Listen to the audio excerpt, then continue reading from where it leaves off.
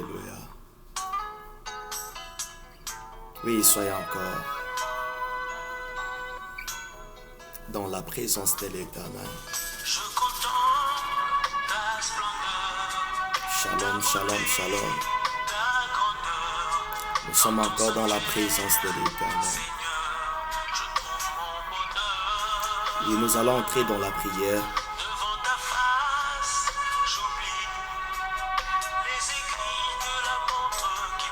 Oui, c'est devant la face de l'Éternel que nous oublions toutes sortes de cris qui montent dans nos cœurs, qui nous dérangent. Oui, c'est dans la présence de l'Éternel que nos craintes et nos peurs sont en train d'être effondrées. Oui, je voudrais que le jour d'aujourd'hui, que tu puisses prier que la crainte et le peur de ta vie puissent être effondrés au nom de Jésus-Christ. Alléluia. Oui, prie. Oui, dis merci à l'Éternel pour toutes choses qu'il est en train de faire dans ta vie. Dis merci à l'Éternel pour sa grâce dans ta vie. Pour toutes choses qu'il est en train de faire le jour de jour. Il est le Dieu merveilleux. Le Dieu de ta protection. Le Dieu qui te soutient. Le Dieu qui écrase le géant de ta vie. Oui, dis merci à l'Éternel pour tous ces bienfaits qu'il est en train de faire. Au nom de Jésus, tu es en train de prier. Alléluia. Alléluia. Alléluia. Alléluia. Alléluia. Seigneur, nous te disons merci. Merci parce qu'auprès de toi que nous trouvons le bonheur. C'est au devant de ta face que nous trouvons le bonheur. Merci pour toutes choses que toi tu es en train d'opérer dans nos vies. Merci pour ta grâce. Merci pour ta force. Merci pour les géants que toi tu es en train d'écraser, d'écrouler. Oui, merci Père Tout-Puissant pour toutes choses que toi tu es en train de faire. Tu mérites d'être béni. Tu mérites d'être exalté. Tu mérites d'être magnifié. Raison pour laquelle, ô Père Tout-Puissant, le jour d'aujourd'hui, nous sommes encore dans ta présence pour t'exalter. Nous sommes encore dans ta présence pour te magnifier. Nous sommes encore dans ta présence pour élever ton Saint-Nom, Seigneur, parce qu'il n'y a que toi seul qui le mérite. Seigneur, lève-toi dans la vie d'une personne encore ce soir. Lève dans la vie d'une personne encore ce matin. Lève dans la vie d'une personne encore, ô Dieu de gloire, le jour d'aujourd'hui. Seigneur, manifeste-toi, Père éternel. Lève-toi, ô Dieu de gloire. Que l'ennemi, ô Père Tout-Puissant, que les géants de sa vie soient écroulés, soient brisés, soient renversés par le nom puissant de Jésus-Christ. Seigneur, nous avons besoin de toi, Père. Visite la vie d'une personne encore le jour d'aujourd'hui. Tu es grand, Seigneur. Tu es grand, Seigneur. Alléluia. Oui, tu peux dire que l'Éternel des armées est grand. Il est grand plus que ton problème. Il est grand plus que la situation qui est en train de te faire pleurer. Oui, tu peux déclarer encore. Alléluia.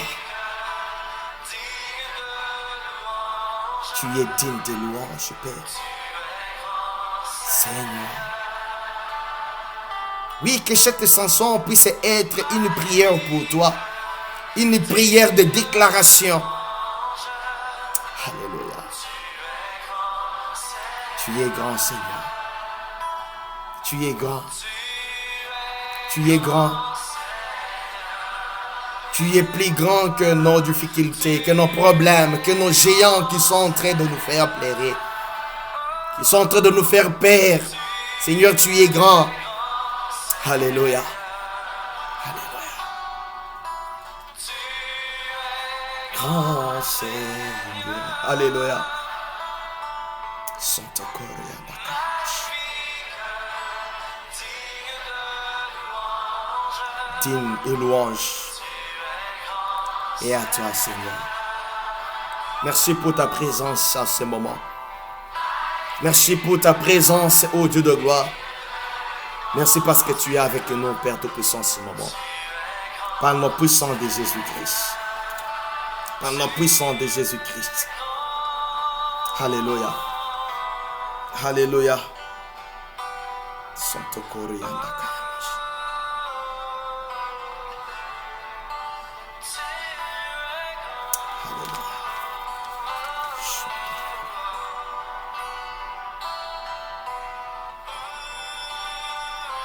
Santo Corianda.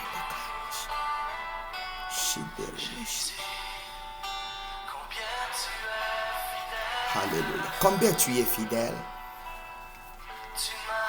Seigneur. Tu n'as jamais abandonné ceux qui s'approchent auprès de toi. Regarde mon frère qui est au devant de toi ce moment, Père. Seigneur, que ta main puissante puisse encore toucher par le nom puissant de Jésus-Christ. Alléluia. L'ami fidèle, c'est toi. Alléluia. Alléluia. Merci, Père. L'ami fidèle, c'est toi. L'ami qui n'abandonne pas, c'est toi. Nous sommes encore là, ô Dieu de gloire, au devant de toi, Père Tout-Puissant, parce que c'est toi qui es fidèle. Merci, Papa. Merci. Merci. Oui, je voudrais maintenant prier pour la parole.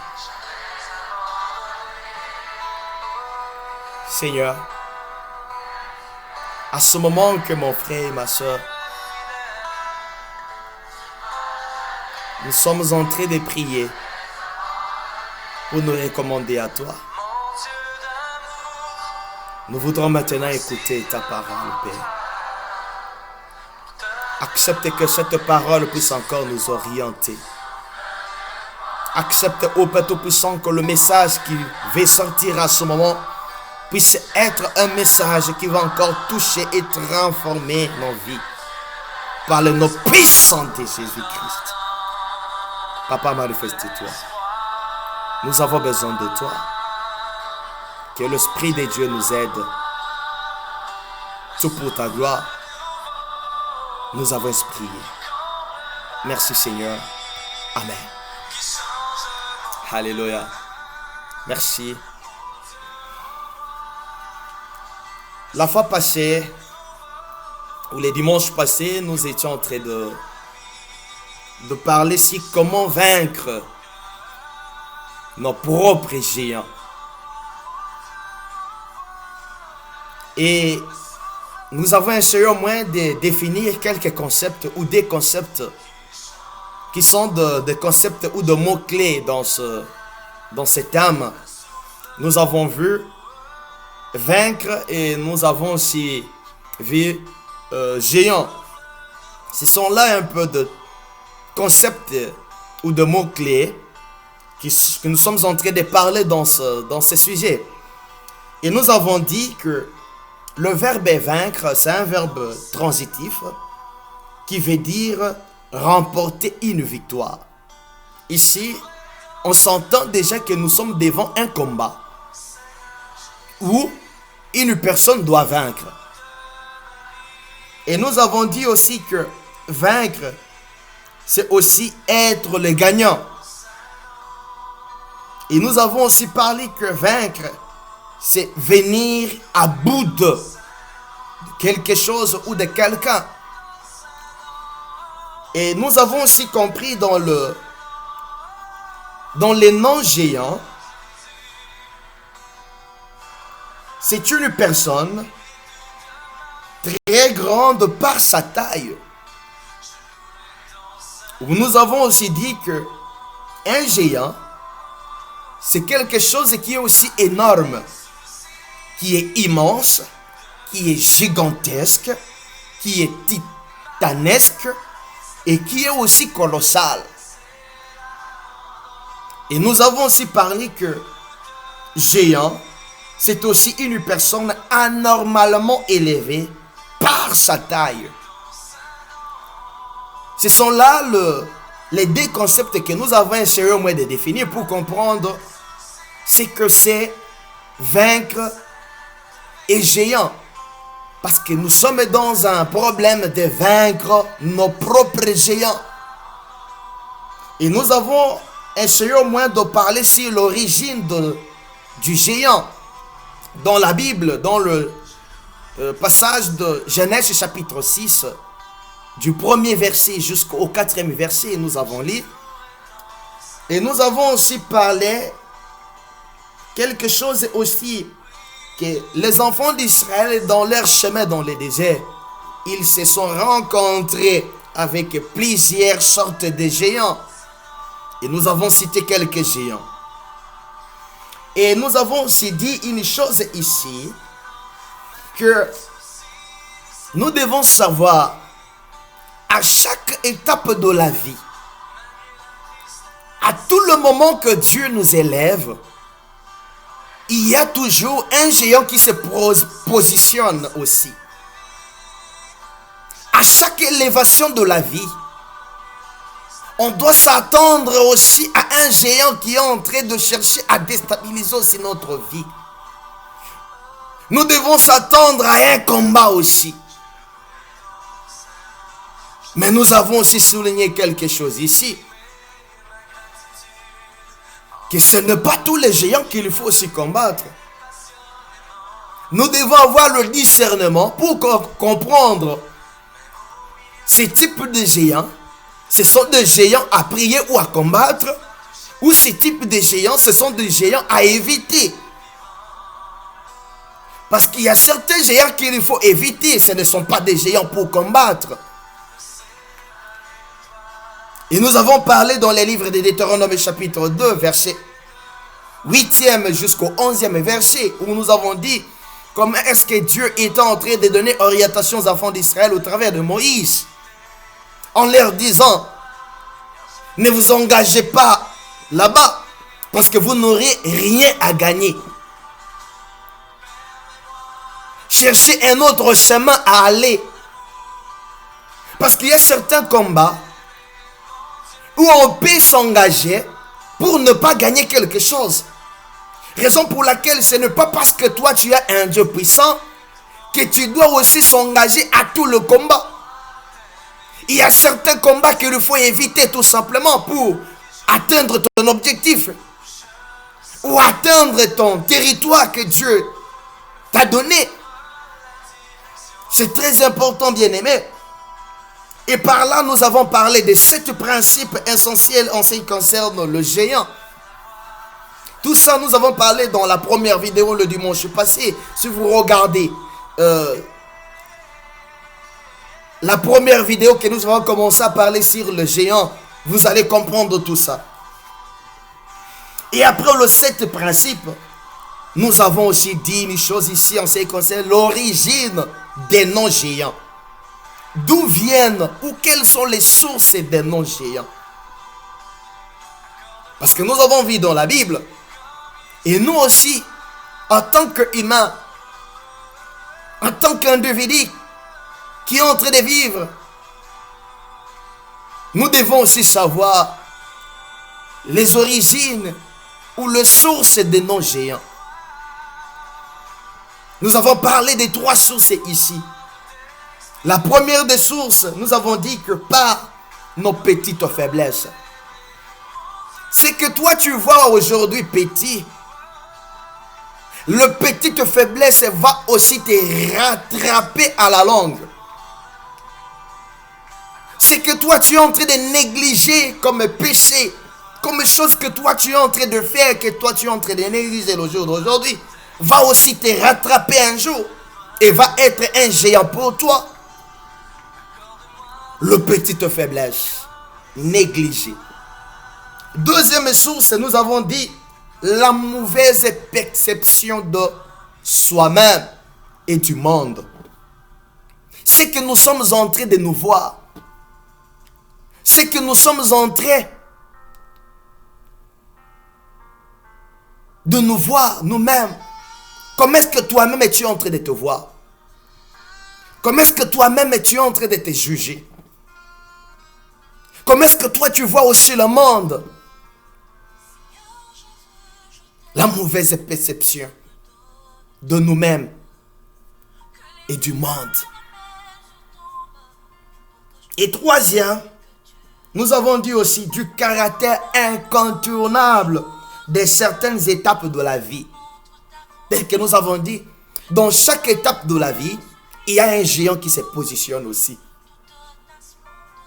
À chaque étape, à chaque niveau,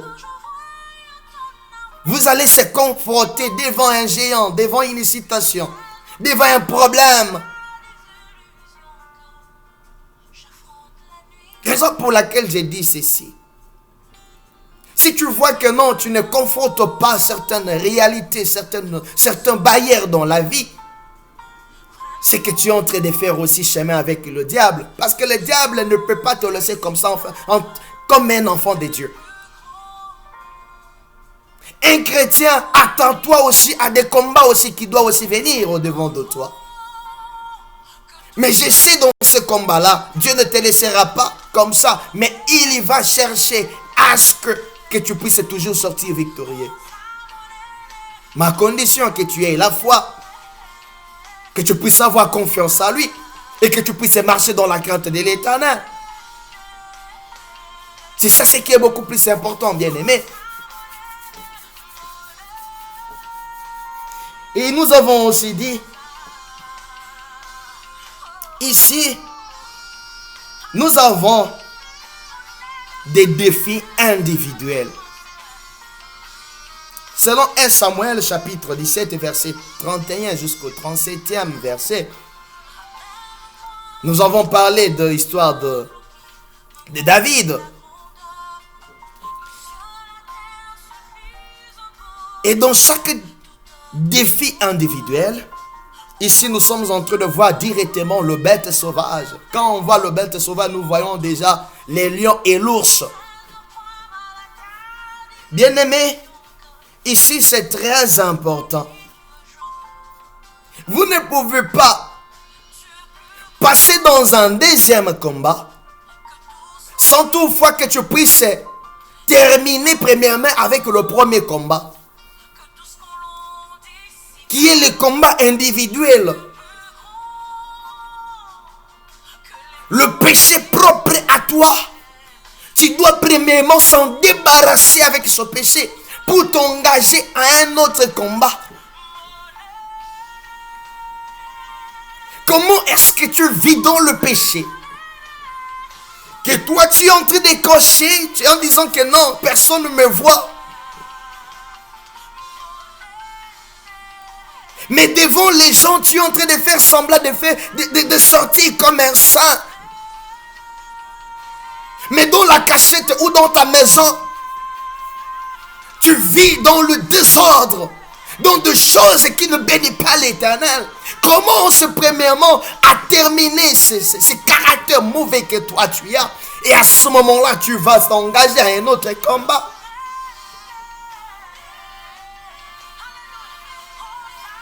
Ici, quand David était dans la brousse, il était tout seul. Mais il a cherché à terminer lui seul avec l'ours et le lion. Ce n'était pas la présence des gens. Mais il était tout seul.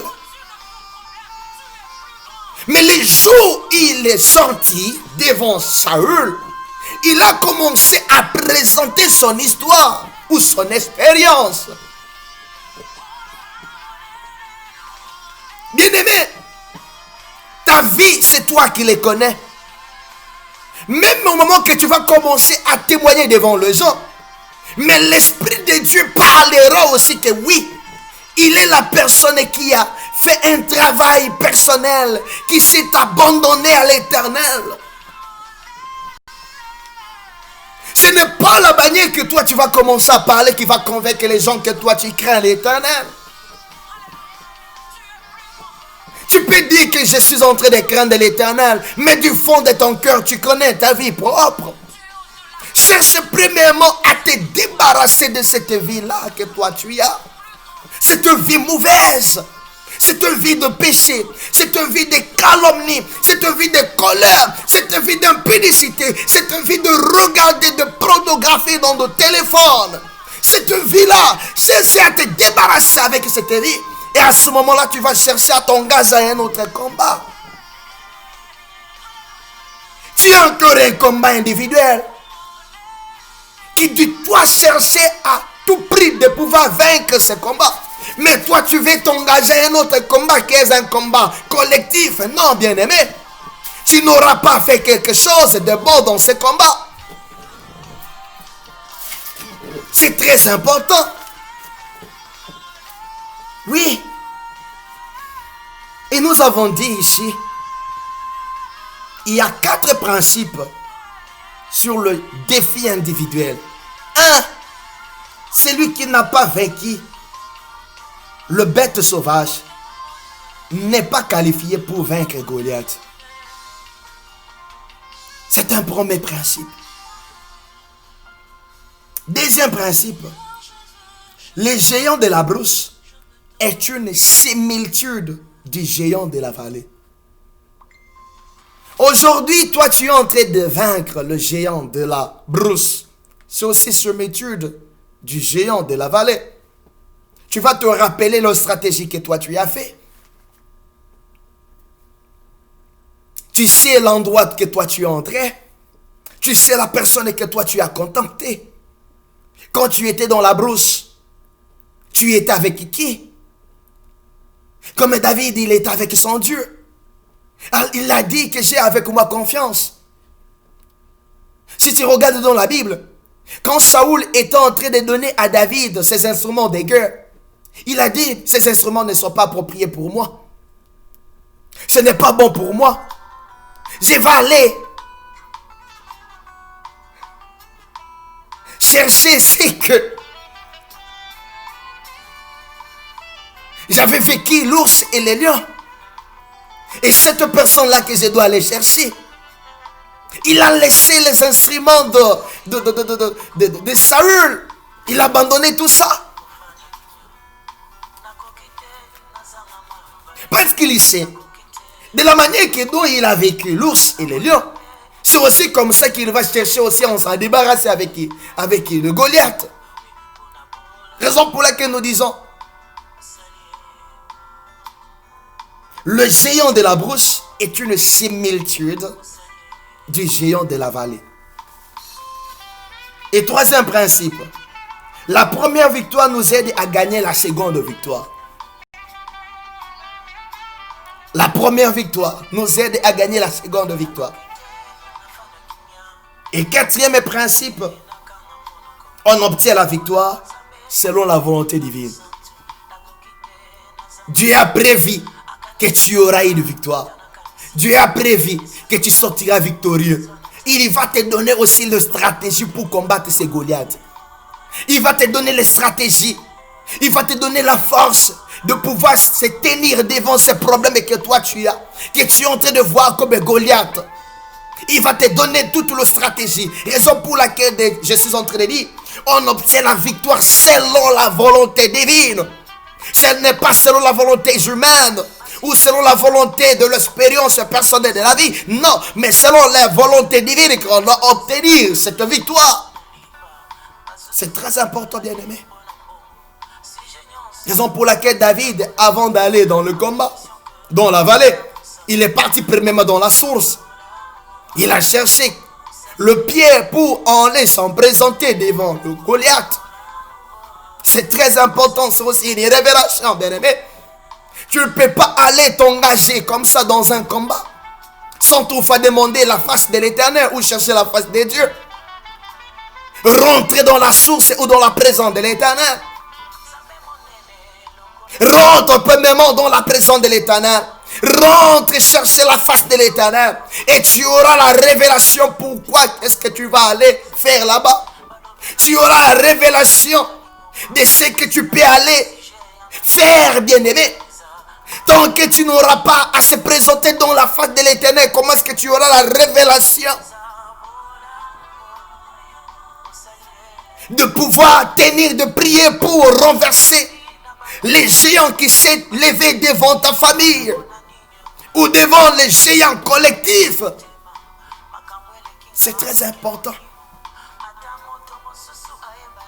C'est très important, bien-aimé. Les jours d'aujourd'hui, rapidement, nous voudrons parler sur un deuxième élément, à part le bête sauvage ou les défis individuels. Nous voudrons parler sur le géant collectif. C'est que je suis en train de parler sur le géant collectif. Je vois directement le Goliath. Le Goliath, c'est un défi qui est collectif. Ce n'était pas pour une personne seulement, mais c'est un défi qui est communautaire. Partons dans les livres de 1 Samuel, chapitre 17, verset 22 jusqu'au 30e verset. La Bible dit ceci. David y remit les objets qu'il lui portait entre les mains du gardien de bagages. Il courut vers les rangs de l'armée. Aussitôt arrivé, il lui demanda à ses frères comment ils se portaient. Tandis qu'il lui parlait avec eux, voici le Philistin de Gath, nommé Goliath, s'avança entre les deux armées. Oh, des rangs de Philistins. Il y tint le même discours que précédemment. Wow. C'est qu'il est en train de venir chaque fois en train de tenir des discours versatoires devant les enfants d'Israël. La Bible dit ceci. Il y tint le même discours que précédemment et David les attendit. Hey! À la vue de cet homme, tous ceux qu'Israël s'enfuirent devant lui et furent saisis d'une grande crainte. Au moment qu'il est en train de parler, la Bible dit que tout Israël a fui. Et tout le monde était dans la crainte. Tout le monde a eu crainte de voir que non, ce Goliath vient de sortir encore pour lancer des défis. Chacun disait, avez-vous vu s'avancer cet homme? Hey! C'est pour c'était à Israël un défi qu'il s'est avancé. Si quelqu'un le tue, le roi le comblera des richesses. Il lui donnera sa fille et il affranchira la maison de son père en Israël. David dit aux hommes qui se trouvaient près de lui, que fera-t-on à celui qui tuera ces Philistins et qui ôtera l'opprobre de sur Israël? L'opprobre, la honte qui va ôter. Qui est donc ce Philistin? C'est un circoncis pour insulter l'armée des dieux vivants. Le peuple répéta la même chose lui dit, c'est ainsi que l'on fera à celui qui les tuera. Eliab, son frère aîné, qu'il avait attendu parler à ses hommes, fut enflammé de colère contre David. Il lui dit, pourquoi es-tu descendu et à qui as-tu laissé ce paix de brebis dans le désert? Hey, je connais ton orgueil et la malice de ton cœur. C'est pour voir la bataille que tu y es descendu. David répondit, qu'ai-je donc fait? Ne puis-je pas parler ainsi? Et il se détourna de lui pour s'adresser à un autre et fit la même question. Le peuple lui répondit, comme la première fois, la parole du Seigneur. Ce sont des éléments très importants, bien-aimés. La Bible dit, à chaque fois que Goliath sortait, le peuple d'Israël était dans la paix. Et ils s'enfuyaient chaque fois. À chaque fois que Goliath sortait, tout le monde était dans la paix. C'est ça ce qui fait maintenant le problème de votre famille. Il y a un certain âge de la vie. Nous avons une telle sorte de maladie. À un certain moment, nous mourrons tous. à ce niveau, à cet âge.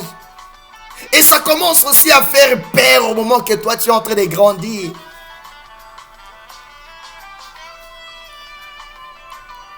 Tu es dans la désolation d'attendre qu'à un certain âge de la vie, tout le monde est atteint de cette maladie. Ça choque le cœur. Ça dérange le cœur. Il y a un géant qui s'élève à une certaine période de la vie. Et au moment que toi tu es en train d'écouter ces paroles, ça te fait du mal. Mais en tant qu'un enfant de Dieu, ça ne peut pas te choquer. Parce que tu connais les dieux que toi tu as reçus. C'est un Dieu puissant qui est capable de pouvoir faire tout. Alléluia. La Bible dit, quand David a écouté ces paroles, il a dit qu'il laissait incirconcis. Oui. Je sais que toi tu es un Dieu puissant. Je sais que tu as cru au Seigneur Jésus-Christ. Le problème qui est en train de se présenter devant de toi, ce n'est pas le problème qui doit te faire peur. Ce n'est pas la situation qui doit te faire plaider. Ou ce n'est pas la situation qui doit te faire du mal dans la vie. Mais tu dois avoir le courage pour dire que ce problème n'est pas la fin du monde. Alléluia. Partons dans le deuxième passage pour que nous puissions entrer en profondeur en ce qui concerne notre message. Nous sommes dans le livre de 1 Samuel, chapitre 2, chapitre 18, verset 8, jusqu'au 9e verset. La Bible dit ceci. Saoul le fit très irrité, et cela lui déplut. Il dit, on a donné 10 000 à David, et c'est à moi que l'on donne le 1000. Il ne lui manque plus que la royauté. Et Saoul regarda David d'un mauvais œil à partir de ce jour et dans la suite. Le lendemain, le mauvais esprit de Saoul saisit Saül. Oui. Ici, nous voudrons parler d'un deuxième géant, qui est un géant collectif. Ce n'est pas un géant qui est individuel ou des défis individuels, non. Mais ça devient maintenant un défi qui est collectif. Dans le premier passage que nous avons lu, il y a une histoire où des enfants d'Israël, ils étaient confrontés aux Philistins. Et dans cette guerre ou dans cette confrontation, il y a eu un certain moment où un Philistin est sorti. Il a dit non. Au lieu que nous puissions s'engager tous ensemble, mais nous voudrons que cette fois-ci, que l'on s'engage un contre un. Vous allez faire sortir une personne d'entre les Israélites et nous aussi, nous allons faire sortir une personne d'entre les Philistins. Et nous allons se battre. La personne qui va sortir gagnant ou victorieux, son peuple sera déçu de votre peuple. Et ils se sont tombés d'accord. Mais il y a un Goliath qui s'est élevé du côté de Philistins, où la Bible dit que c'était un géant qui était de 9 coudées. Au moment que je suis en train de voir ces coudées, c'est à peu près 3 mètres. C'était un géant, une grande personne. Au moment qu'il se présente, tout le monde est dans la peur. Tout le monde est dans la crainte. Et les Israélites fuyaient devant sa face. Au moment qu'il est en train de prononcer ses défis. Mais il arrivait un jour, la Bible dit ceci. Le papa de David dit à David, Il y a tes frères qui sont dans le champ de bataille. Mais je voudrais que tu puisses les rendre visite. Va, regarde-les. Et David est arrivé dans le champ de bataille avec le bien de pain qu'il avait.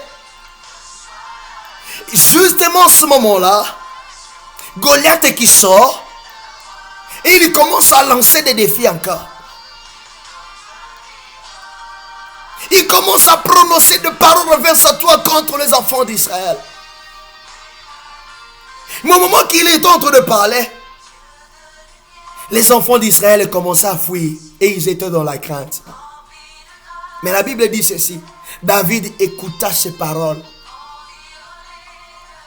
Et il dit: quel est cet incirconcis qui est en train d'insulter les enfants de Dieu vivant? Oui. Quel est cet incirconcis qui est en train de manipuler, qui est en train d'humilier, qui est en train de faire souffrir les enfants des dieux vivants? Non, bien-aimé, je voudrais te dire une chose ici. Il y a certaines paroles où on ne peut pas supporter. Il y a certaines humiliations en tant qu'un enfant de Dieu, tu ne peux pas supporter. Il y a certains problèmes dans la vie où tu ne peux pas regarder comme ça, mais il faut se tenir fort et parler. David, quand il a écouté, il n'a pas laissé passer ses paroles, mais il est parti demander. Il a dit: quel est cet incirconcis qui est en train d'insulter les enfants de Dieu vivants? Mais qu'est-ce que l'on fera à la personne qui va ôter la vie à cet incirconcis? Non, bien-aimé, je voudrais te dire une chose ici. Dans les combats ou dans le défi collectif, et au moment que je suis en train de parler sur les défis collectifs, je suis en train de voir la famille, la communauté, la province, le pays. Il y a certains défis ou certaines situations qui se présentent devant votre famille où tu ne peux pas laisser comme ça. Il y a certaines réalités qui arrivent dans votre famille. Au moment qu'ils sont en train de te parler, en tant qu'un enfant de Dieu, en tant que personne qui a reçu Jésus-Christ comme Seigneur et Sauveur dans sa vie personnelle, ne peut pas rester calme. Mais il doit chercher à comprendre la réalité qui passe. Il doit chercher à comprendre le géant qui est en train de déranger sa famille. Oui, toi qui m'écoutes, tu connais ta famille très bien. Quel est le défi ou quel est le géant qui s'est élevé dans ta famille pour faire souffrir ta famille? Quel est le problème qui s'est élevé dans ta famille pour faire pleurer ta famille? Que toutes les générations qui passent sont en train de pleurer devant cette situation. Toutes les générations qui sont en train de venir sont en train d'être humiliées devant ce problème. Tu connais très bien ta famille. Quelle est cette situation-là? Il faut très bien l'identifier. Oui. Identifie premièrement ces problèmes. Et à ce moment-là, tu chercheras comment est-ce que tu dois te battre avec lui. David a compris qu'il y a, ce n'est pas une bataille comme ça, mais il a vu une personne. Et cette personne-là, David l'a identifié directement. Il dit que c'est un incirconcis. Quand je vois un incirconcis, c'est la personne qui ne connaît pas le Dieu que moi j'adore. C'est-à-dire, comme il ne connaît pas le Dieu que j'adore, il n'a pas la même force que moi. Je suis capable de pouvoir le battre. Identifie premièrement le problème. Identifie premièrement la situation. Et à ce moment-là, tu vas te lancer dans la bataille. C'est l'erreur que nous faisons chaque fois, bien aimé. Nous sommes en train de prier vaguement. Nous sommes en train de chasser des esprits mauvais vaguement. Bien aimé, pour que les combats soient faciles, identifie premièrement la citation. Là, tu vas voir que le combat sera facile. Tu sais ce que fait que les combats puissent être faciles chez les enfants de Dieu? Parce que nous n'arrivons pas à identifier quel est le géant qui s'est présenté. Quel est le problème qui est en train de nous faire pleurer? Quel est l'esprit qui est en train de nous faire humilier? Identifie cet esprit-là. Identifie ce problème-là. Et à ce moment, tu vas te lancer dans la bataille.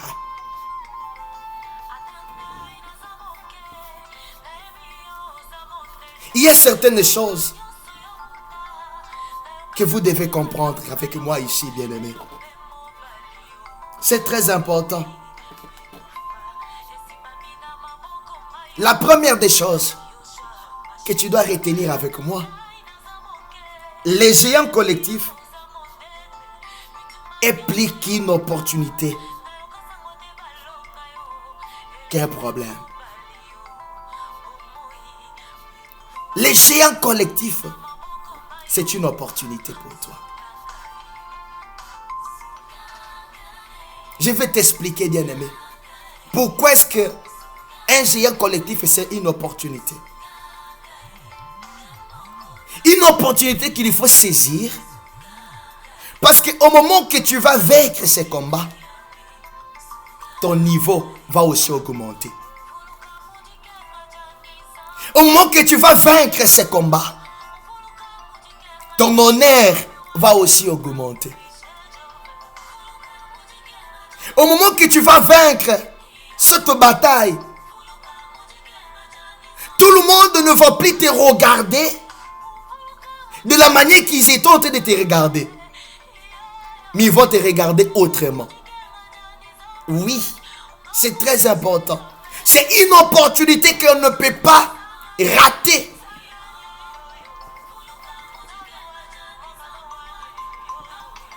Parce que ici, c'est un problème de toute une famille. Un problème de toute une nation. Un problème de toute une communauté qui est au-devant de toi. Il y a des générations qui sont en train de passer, mais qui sont en train d'être confrontées devant cette citation.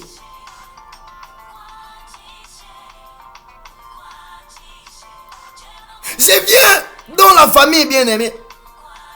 Il y a une maladie qui est héréditaire. Que tout le monde, quand il arrive dans l'âge quelconque, cette maladie doit arriver dans sa vie. Ou je prends encore un exemple. Vous allez voir dans d'autres familles, si vous arrivez ou vous totalisez 40 ans, automatiquement, vous allez voir que non, il est mort. Et ce sont des morts qui sont anormales. Non, il était endormi et le matin, on dit que non, il est mort. Et ça se répète comme ça. Non, c'est anormal, c'est un géant qu'il faut s'élever pour prier, comme vous avez identifié ce problème, il faut automatiquement s'élever maintenant dans la prière. Vous voyez dans une famille où toutes les filles de cette famille ne se marient pas. Et ce n'est qu'un homme qui vient, qui prend cette femme et part avec elle. Non, c'est anormal.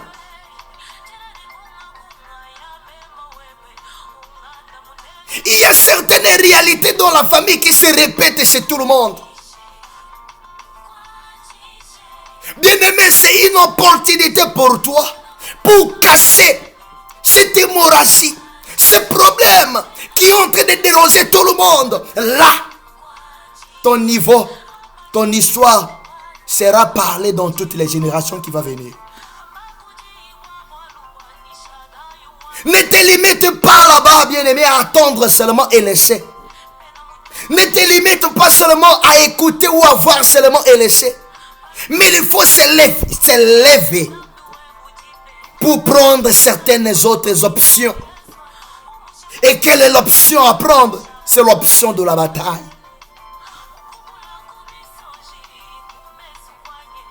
La Bible dit ceci.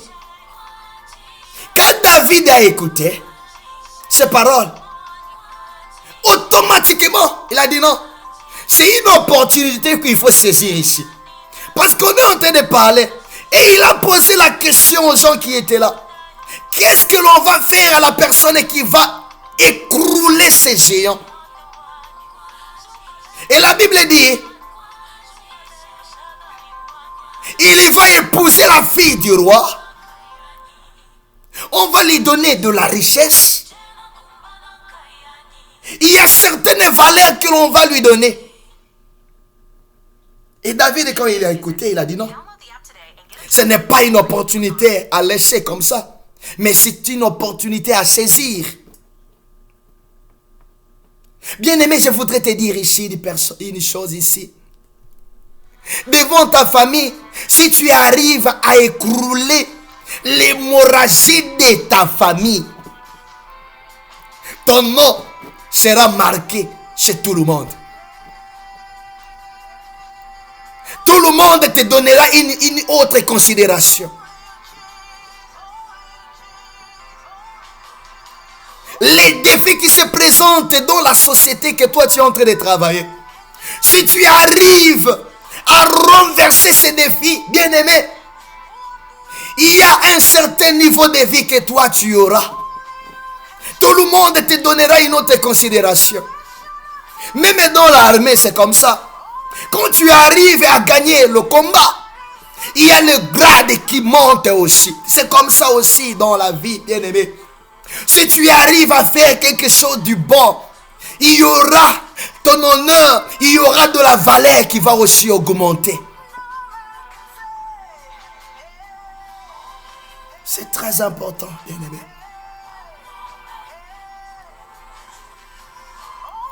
Le bataille collectif, c'est une opportunité. Mais si tu n'arrives pas à le gagner, là tu es en train de faire perdre toute une communauté. Raison pour laquelle je voudrais te dire une chose ici. On ne peut pas aller dans le combat collectif sans toutefois avoir une préparation. Sans toutefois être sûr de toi. Il faut être sûr de toi pour t'engager dans le combat collectif.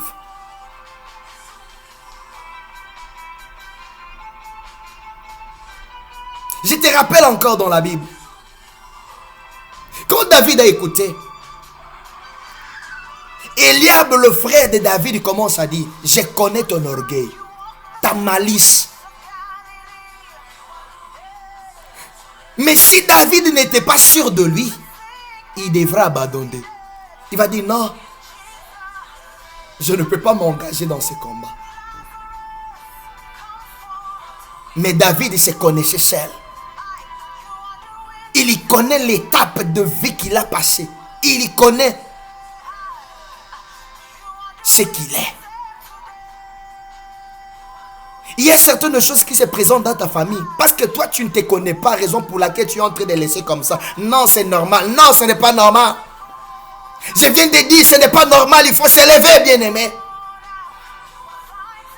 Quelque chose qui se répète chez tout le monde. Non, il faut couper cette hémorragie. Deuxième principe. L'âge et l'expérience ne comptent pas. Oui, l'âge et l'expérience ne comptent pas. Dans le défi collectif, ici, c'est un problème de vie et de mort. C'est un problème du choix divin. Ce n'est pas un problème de l'âge. Ce n'est pas un problème que non, j'ai beaucoup pris de l'expérience de la vie, non. Mais c'est un problème du choix divin.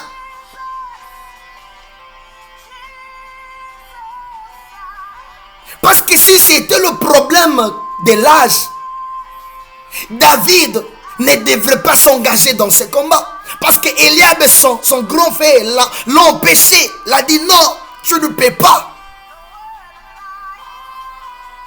C'est très important, bien-aimé.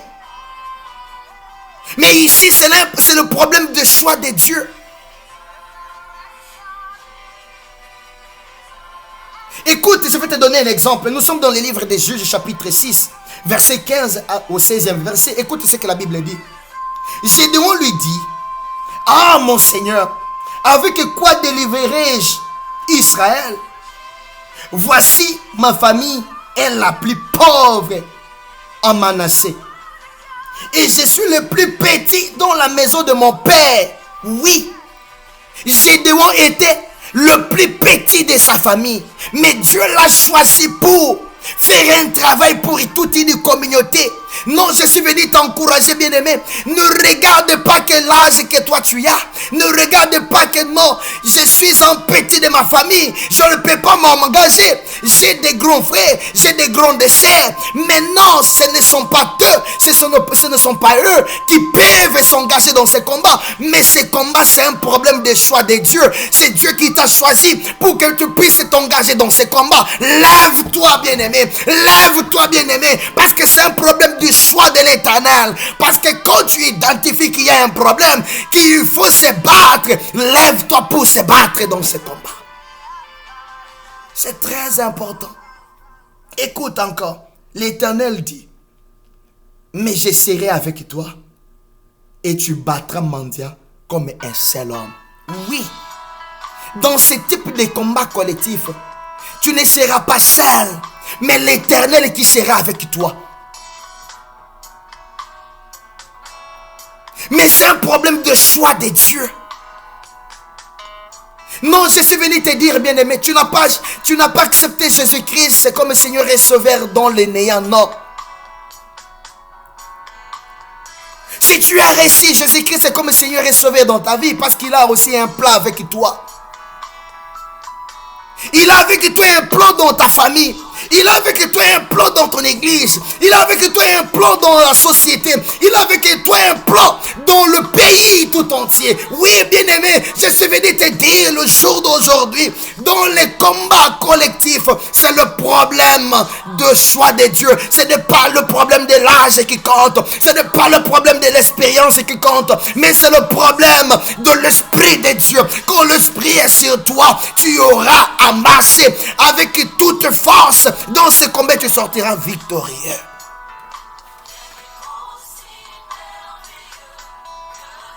C'est très important.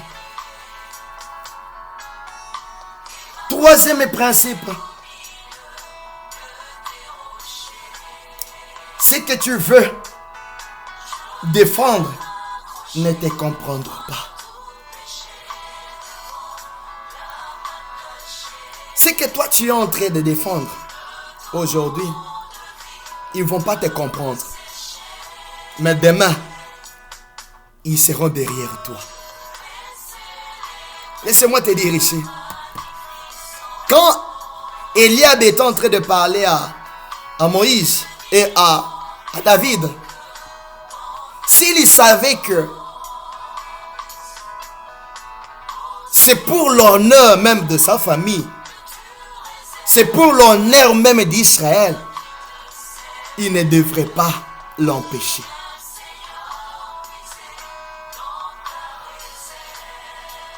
Bien-aimé, je voudrais te dire une chose ici.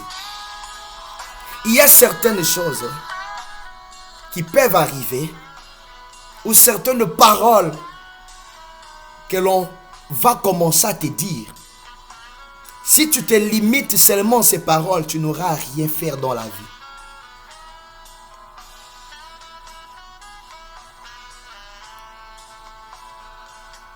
Si tu arrives à écouter toutes les paroles de découragement, tu n'auras rien à faire dans la vie.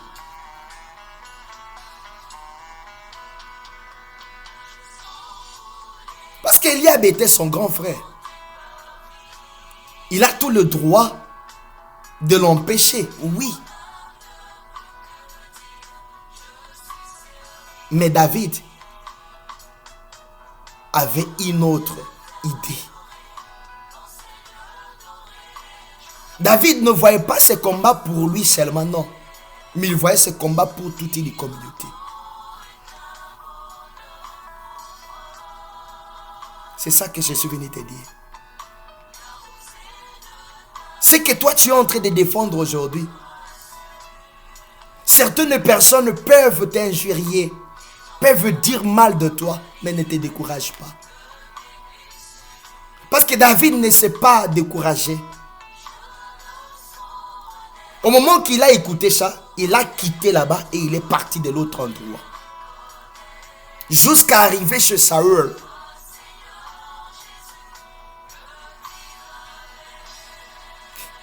Laisse-moi te dire une chose ici encore. Au moment que le parole de découragement commence à tomber, ou à venir beaucoup de paroles de découragement, fais un déplacement. Fais un tour. Quitte cet endroit et passe dans un autre chemin. David ne s'est pas limité là-bas. Ou il n'était pas toujours arrêté là-bas. Quand Eliab était en train de parler, il a cherché à quitter cet endroit pour aller se présenter dans un autre endroit. Mais avec le même objectif.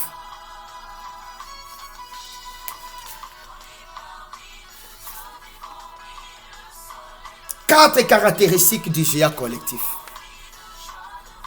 C'est ici que je vais me limiter pour aujourd'hui. 4 caractéristiques. C'est très important. 1. Prendre du temps. Dans un combat collectif, le combat de la famille, le combat d'une communauté ou d'une toute une nation, ne cherche pas à aller rapidement, parce que tu peux aussi échouer. Et si tu échoues, tu engages toute une famille et tu engages toute une nation. Il faut aller mollo mollo, comme l'on dit, lentement et sûrement, mais être sûr de ce que toi tu es en train de faire. C'est très important.